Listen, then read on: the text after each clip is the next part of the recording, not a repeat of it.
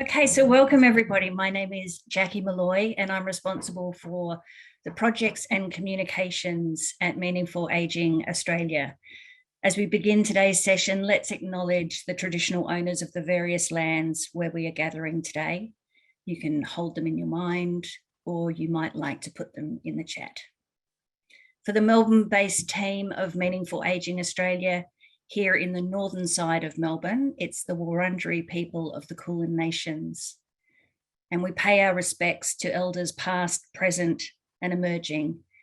And at Meaningful Aging Australia, we also like to acknowledge the spiritual strength and resilience of Australia's First Peoples. And we thank them for sharing their wisdom and their love of land. So, welcome. Our first event of the year, a year that has started off perhaps not as we would have liked. And that's the truth of it. It's been very hard for so very many people doing such important work. So we're really glad that you can be here today or to be watching the recording of this event, and to also have Annie Bolitho with us today as well. Annie is our special guest. She has worked in the end of life space for over 20 years as an educator, celebrant, and companion.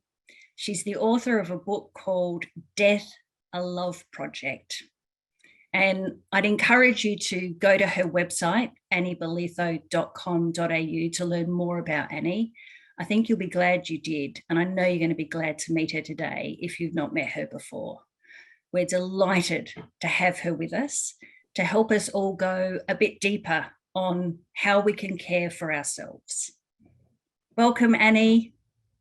Thank you so much, Jackie. Wow, it's so incredible to see everyone here, and I really appreciate your attendance.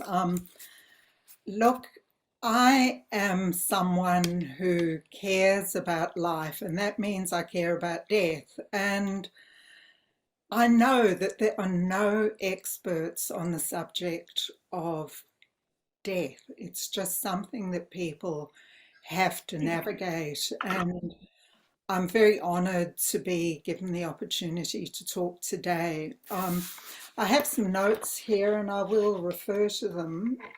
The broad idea today is that you can join a session that acknowledges your circumstances in the aged care sector at the moment and pays attention to caring for yourself in the face of suffering. So because this is the start of an activity and the breath is so important to us in our lives, I'm going to encourage you just to take a few deep breaths to start with. Get a bit upright in your chair and just take a few good deep breaths.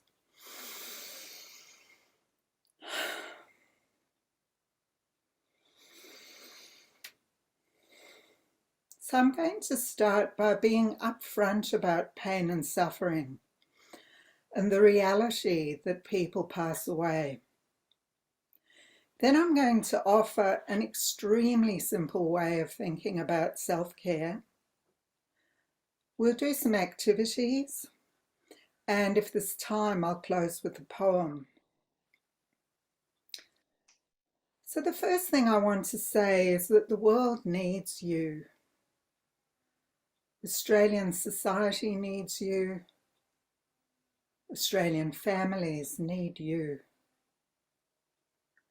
And in order to meet that need, you do need to meet your own need for self-care. I am so sorry that such demands and pressures have been put on you. I just want to say again, I am really, really sorry. There are pressures and stresses on you in every aspect of your work. And I want to thank you so much for what you do. I imagine you sometimes feel This is just too much. I cannot stand this a moment longer. I really appreciate that you carry on. It's important to understand human suffering, that it exists. You know this. It never goes away. We can have hopes that someone will die peacefully or have a good death. Microphone wasn't working. Or die happily, but there's no guarantee. Someone needs to mute themselves. I'm not sure who it is, but you'll work it out. So, yeah, we can have these hopes about how people die, but there's no guarantee. At the time of death, when there's nothing to hold on to, emotions are very sensitive and very complicated. You've seen this. You may naturally find it's quite hard to be there, but you'll also find that you feel drawn to be there, to serve that person, to be beside him or her. It's very difficult when conditions are the way they are in aged care at the moment, and you may not be able to do that. I am so sorry. So yes, thank you. You're right there. The world needs you, but you can't do anything if you don't take care of yourself. So if you're anything like me, you may just not have a handle on the self-care thing. You may be like, what the hell is self-care? You know, like, I'm supposed to meditate, I don't have time. Massage, what are you talking about? What am I supposed to do for self-care? And, you know, I was like that for many, many years. I'm like, what on earth is self-care? Until I was given this incredibly simple and valuable formula. So it's the percentage of your time of your life. So in your 24 hours in the day, 40% needs to be given to self-care. You're going 40%. Why not 60%, 20%? Where did you come up with 40%? Well, think about 24 hours. 7 to 8 hours is a good night's sleep. You've got your meals. You want to be eating nice food, food that nourishes you. You want to be taking advantage of the blessings of nature. See how easy it is to have a little package of 40%? And it's very easy to check yourself. Am I getting enough self-care? People may want to put in the chat. Are you getting enough sleep is my question. Just put in the chat whether you feel that's the case for you. Are you eating nice food? So, wow. You see this? It's a peach. I love peaches. And at this time of year, it's such a good time to be eating peaches. Look for food that you really like. Russell, Russell, Russell, what's this going to be? Oh my God! Not everyone likes this one, but gee, I love it. It's a pumpkin. I love it. And I need to eat more of that. It grows along the ground. It helps me to feel grounded as well. So really make sure that you eat nourishing food that you really like. So look, there's another really good place to put a focus on self-care, and it's also one that we can get very vague about. But we won't go there because I believe I can look at the chat. I want to see if people are getting enough sleep. Always good, or mostly enough. Sleep and food okay. I sleep well, but is it good quality? You know, these are important questions. So yeah, just have a good think. Oh, someone else adores being in the garden. That's me as well. I love it. It's very nourishing. So we've got our sleep, our food, our being in nature, and then the wonderful life-giving force of the breath. We want to breathe life into our lives, but we just forget. It gets away from us. We don't know what's going on with our breath most of the time. So a very good time to be thinking about your breath is at the beginning and the end of all activities. So at the start of this activity, I invited you to breathe. At the end, I'll invite you again. At the start of your journey to work, before you open the door to get into your home, at the start of a shift, at the end of a shift, just a few deep breaths. It's a very useful way to remember your breath, but even so we forget. So then, you know, maybe put a reminder on your phone for a couple of weeks just to get more in the habit of taking those few deep breaths at the beginning and the end of activities. So, wow, we're already halfway through. That's a good thing. When you are very conscious at the beginning and the end, then you know when you're halfway through. And that's perfect because we're going to do a few things. So, just have to say that when you're under stress and pressure, it is so easy to forget your body. Your mind can just completely take over, and the mind has no shame. It can imagine stuff, catastrophize stuff, exaggerate stuff, especially if it's in the dark of night. You so easily can just totally lose control and perspective. No, don't let that happen. Come back to your body. So one really good way to do that, which we're going to do now, and I can't see a lot of people's faces on the screen, but man, we've got Jan and Janet and Bronwyn and Monique, a whole lot of people. I'm going to invite you to just shake out.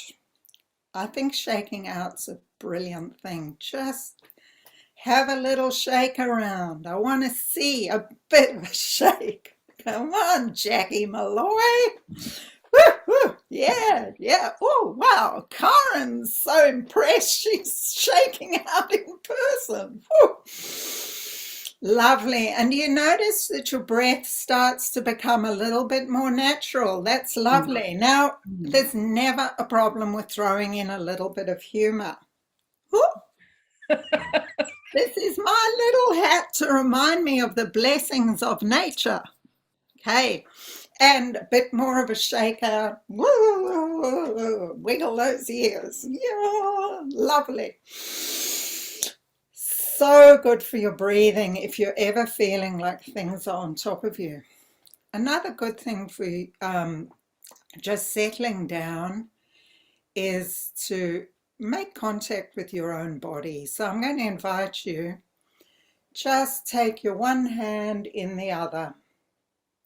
Lovely.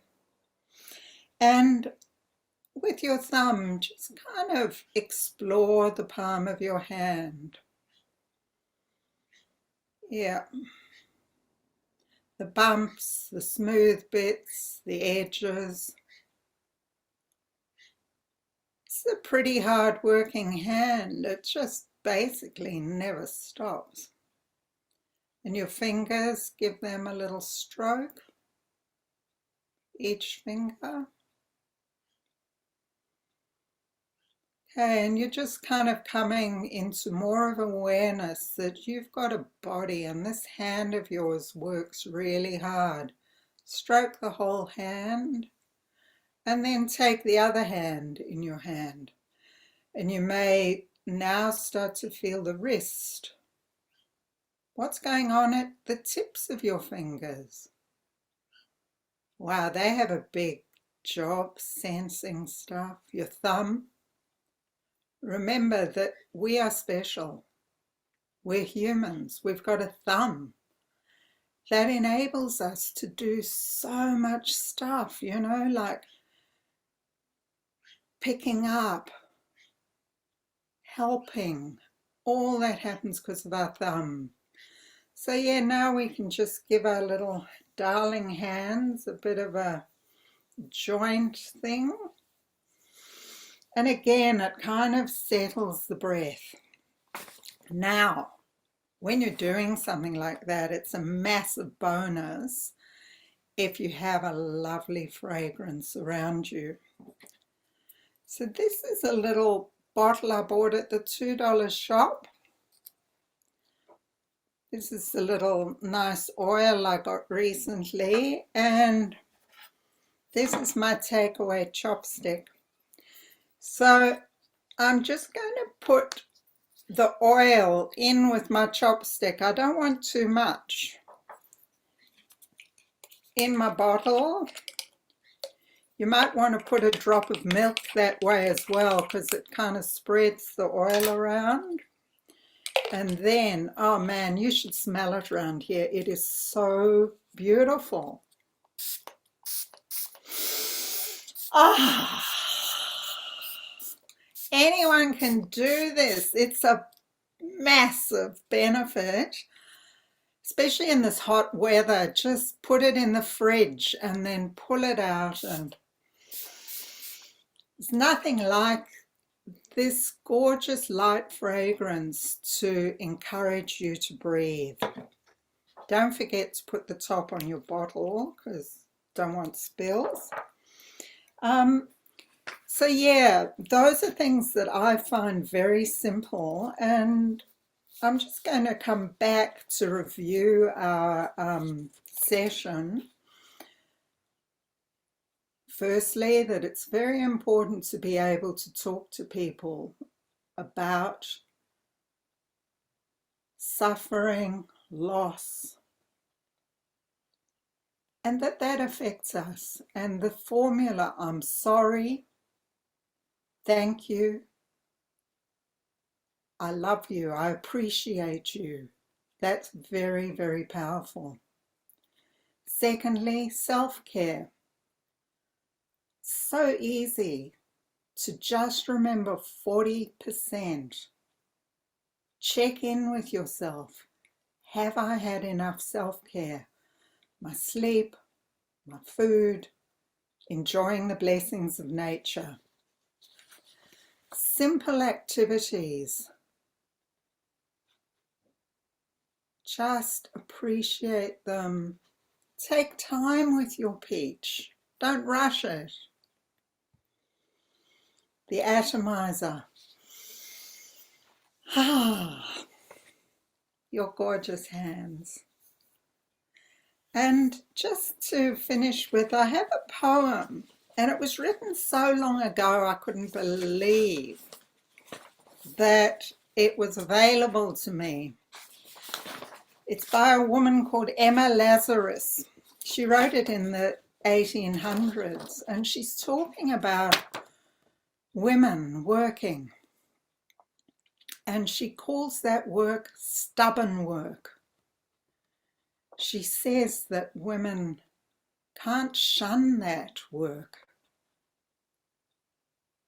She talks about how people may be compassionate for a moment, but then they don't ask anymore. She talks about how the woman pleads for respite,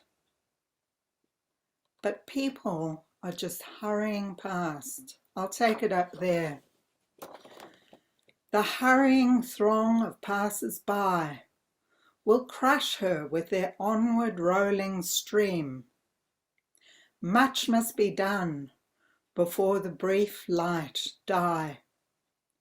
She may not loiter, wrapped in the vain dream. With unused trembling hands and faltering feet, she staggers forth, her lot assigned to meet. But when she fills her days with duties done, strange vigour comes.